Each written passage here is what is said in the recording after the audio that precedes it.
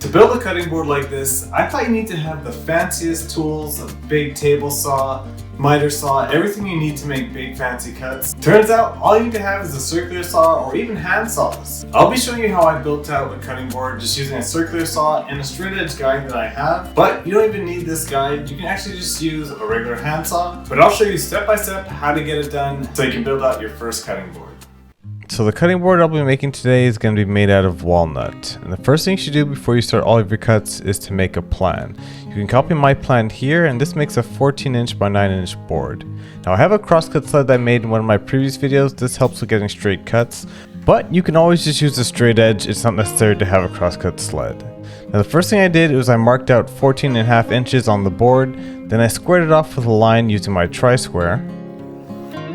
Then when I have that done, I put it inside of my crosscut sled and I attached a stop block to the end just so I can get repeatable cuts. Then I made my 2 cuts. And now I'm left with 2 boards that are actually 14.5 inches in length. So since we're making an edge grain board, all I'm doing right now is just measuring 1 inch off the side of the board. So the height of the board will be 1 inch. And then I'm measuring down just to make sure I have everything all measured out. And again, I'm clamping a stop block to this just so it does not move in my crosscut sled. And if you don't have a crosscut sled, you can just set up a straight edge like this and then make repeatable cuts just by continually measuring. Now you just have to make all your cuts for your cutting board. So for me, it's cutting 12 strips out. And I actually ran into a little bit of a problem. I couldn't clamp anything down under this fence. And I actually have a video on me making a solution to this. So if you want to check it out, it should be in the top corner of the screen. What I did is actually I attached threaded inserts to the bottom so I can put clamps on this side and then make cuts safely under this fence. Now this doesn't take too long, so it's a great crosscut sled just in case you want to build one out.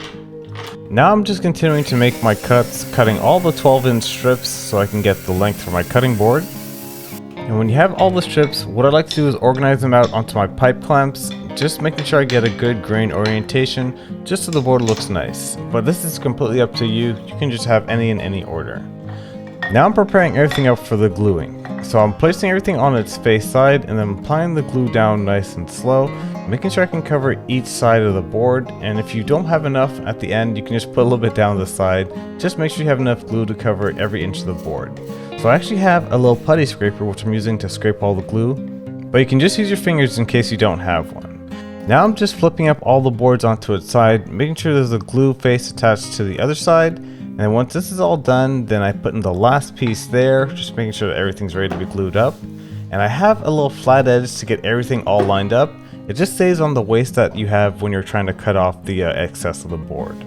Now once that's set up, I'm just tightening the clamps nice and slowly, making sure I have even pressure all around. Then I put these pieces of wood on called cauls, which are pretty much just flat pieces of board to get everything all leveled out. It helps with the gluing up to make sure that your board's nice and flat.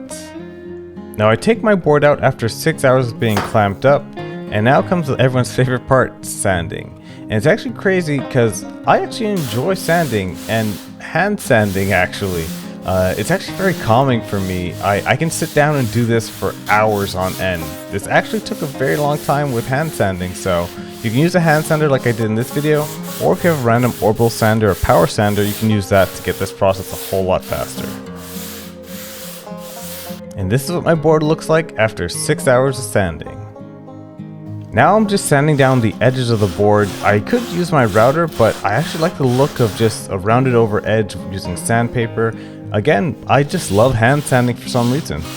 Now we're going to work up all the grits for the board. So I first start sanding the board at 80 grit, then I move on to 120 grit, after that I move on to 180 grit, and then the final grit that I sand at is 220, making sure that I get every single bit of the board covered. Now once that is done, I take out a wet cloth and I'm just raising the grain of the board. And after it's dried out, what I'm going to do is take it down with 220 grit again, and this actually prevents it from being all fuzzy after the first time you wash your board. And this is just a cool video of just my board drying over time. This is actually about 45 minutes condensed into a few seconds. And once everything's dried out, now I'm going to take it with the 220 grit block again hand sanding because I love it, and then it actually makes the board nice and smooth, and then I'm ready to the last step of applying the oil and wax finish. So the oil I use is actually the Walrus Oil mineral oil, and you can use any mineral oil that you like. It's just the brand that I like using. And what I do is I just get it into the whole board, making sure I cover every single surface, wiping it down to make sure there's no more dry spots left over. And then let this sit for about 12 hours, and then eventually after 12 hours I come back and wipe it all off, and this is what the board's going to look like. Now the last step is actually applying a wax coat finish. Unfortunately I forgot to record that, but it's the same thing like the mineral oil. Once you apply the wax you just have to buff it off, and then your cutting board is all done.